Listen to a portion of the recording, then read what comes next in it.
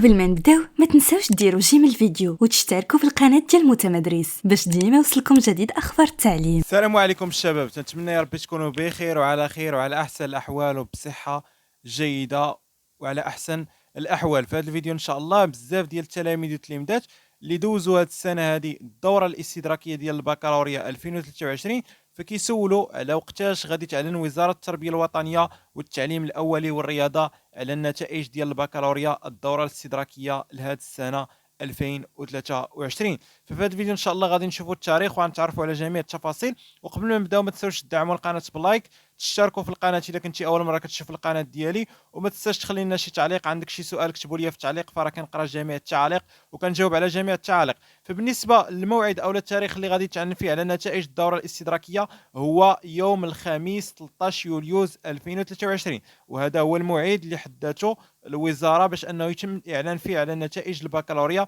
ديال الدوره الاستدراكيه 2023 لهذه السنه هذه. ان شاء الله راه كلشي غادي ينجح وكلشي غادي يجي مزيان، وكنتمنوا التوفيق والنجاح لجميع التلاميذ والتلميذات اللي دوزوا الدوره الاستدراكيه واللي كيتسناو النتائج ان شاء الله بفارغ الصبر.